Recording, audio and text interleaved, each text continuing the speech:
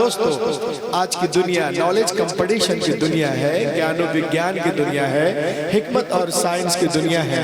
प्रतियोगिता के संसार में इल्मी मुकाबले में रब्बे कायनात ने इस्लाम को वो रोशनी और ताबानी अता की है कि अगर सारे मज़ाहिब के लोग अपना अपना चिराग जलाएं और उसके बीच में एक दिया इस्लाम का रख दिया जाए तो ऐसा मजमून हो जाएगा, वाए बज़्म में इतना तो मीर ने देखा, फिर उसके बाद चिरागों में रोशनी न रही।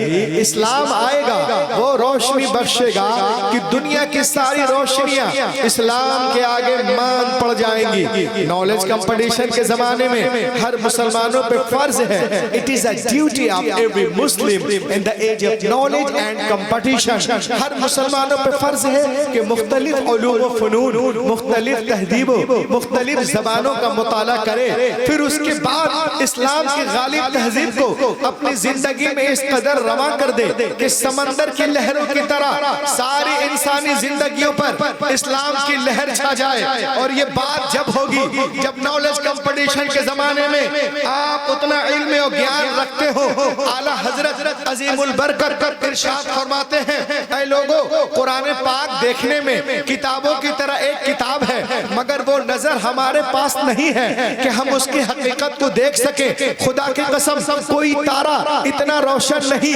जितने रोशन कुरान के लफ्ज हैं, कोई हीरा इतने कीमती नहीं जितने कीमती कुरान के लफ्ज हैं, कोई शक्कर इतनी मिठास नहीं रखती जितने मीठे कुरान के लफ्ज हैं। कुरान नूर है, कुरान शुऊर है, कुरान हिदायत है, कुरान ताकत है, कुरान मंसूर हयात है, कुरान दस्तूर हयात है, कुरान जाने हयात है। कुरान गिरते हुए लोगों को उठाना जानता है, हारे हुए को जितवाना जानता है। जो लोग कुरान पे एतराज करते हैं, चोचे मारते हैं, वो तो सुन ले, दो तरह के लोग हैं, या तो वो जाहिल हैं, उनको पता ही नहीं है और अपनी जहालत की वजह से एतराज करते हैं, या तो वो झूठ बोलते हैं। तीसरा कोई ऑप्शन नहीं, या तो वो झूठा है या जाहिल है। और जब दलील से बातें नहीं कर पाते हैं तो कहते हैं हम कुरान जलाएंगे।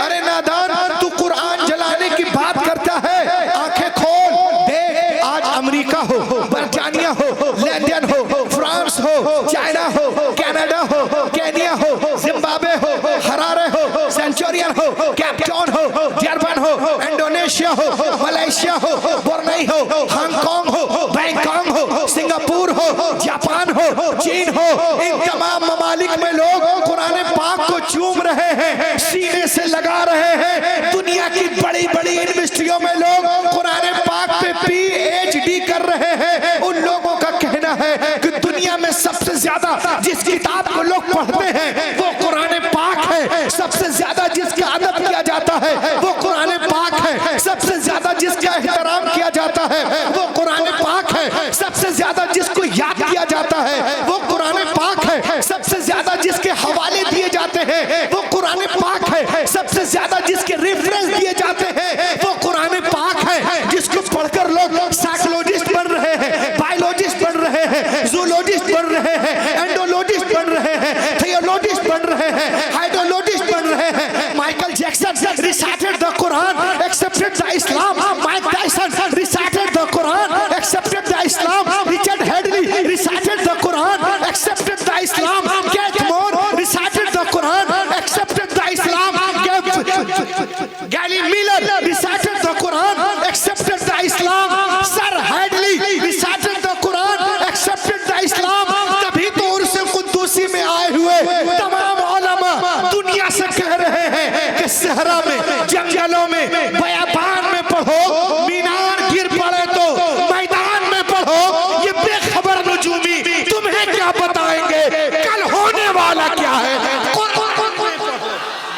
नारे तकबीर, नारे रिसालत।